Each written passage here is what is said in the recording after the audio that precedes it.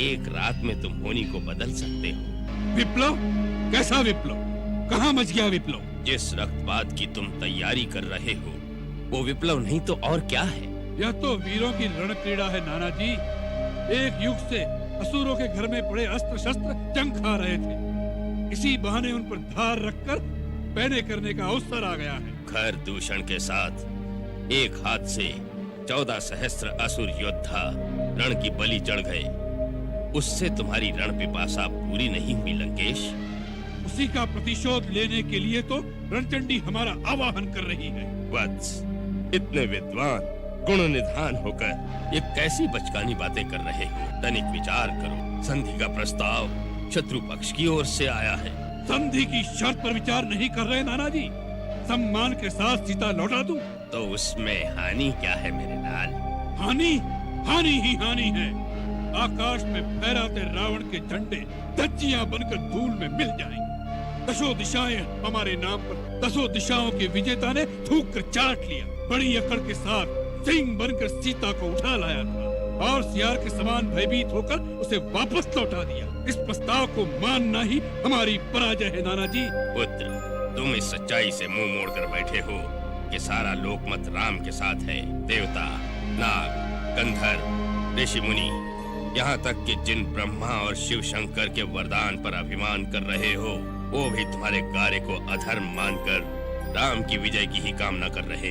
तुम दिग्विजयी हो, परंतु दिगंत में तुम्हारा हित चाहने वाला कोई नहीं है लंकेश। वत्स, भगवान ब्रह्मा ने देव और दानव ये दो ही पक्ष बनाए हैं। देवताओं का बल है धर्म और दानवों का पक्ष अधर्म, परंतु अंत में विजय धर्म की ही होती है। आपने दिग्विजय के लिए सब लोगों में धर्म का नाश किया है और अधर्म को बढ़ाया है। अब वही अधर्म सर्प बनकर हमें डसना चाहता है। उधर ऋषियों और देवताओं का धर्म उनके पक्ष की वृद्धि कर रहा है।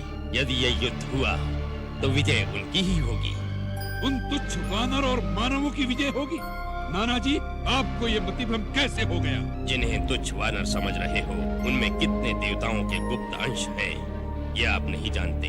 उनकी सेना में श्वेत और ज्योतिर्मुख भगवान सूर्य के पुत्र हैं, हेमकूट वरुण का, नल विश्वकर्मा का और महापराक्रमी दुर्धर वसु का पुत्र है, नील अग्नि का पुत्र है।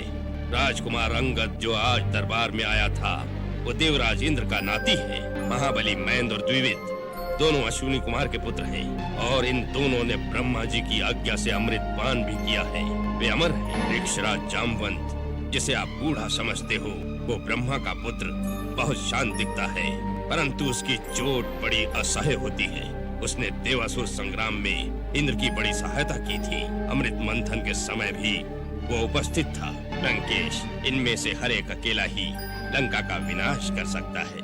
महाराज, प्रातः युद्ध आरंभ होने से पहले ये अंतिम अवसर है। इसीलिए मैं बार बार आपको यही समझा रहा हूँ कि इस युद्ध में राक्षस जाति का विनाश हो जाएगा। मुझे सारे अपशकुन राक्षसों की पराजय के दिखाई दे रहे हैं। अपशकुन? कैसे अपशकुन दिखाई दे रहे हैं? नगर के चारों ओर सियार और गिद्ध भयानक शब्द कर रहे हैं। दिशाएं धूल से मलिन हो गई हैं। यज्ञ, बलि का हविष्य कुत्ते खा जाते हैं। घरों में पाले हुए पक्षी और मृग आदि सूर्य की ओर मुंह करके रोने लग जाते हैं। लंकेश, वही राजा चिरकाल तक शासन कर सकता है जो अवसर और समय को देखकर शकुन अपशकुन का विचार करके शत्रु से संधि कर ले। वीरता पर बुद्धि का अंकुश आवश्यक है, इसलिए कभी युद्ध न करना अधिक बुद्धिमानी होता है। राजन, इससे अच्छा अवसर फिर नहीं आएगा। संधि का प्रस्ताव वैरी पक्ष से आया है। इस समय आपका मस्तक ऊंचा है। आपको इसका दूसरा रूप दिखाई नहीं दे रहा नाना जी? हमारी शक्ति से भयभीत होकर शत्रु ने संधि के लिए हाथ बढ़ाया है। यही हमारी विजय का प्रथम लक्षण है। जाइए, निश्चिंत होकर अपने घर में विश्राम की। राजनीति और रणनीति में सर खपाने की अब आपकी आयु नहीं रही।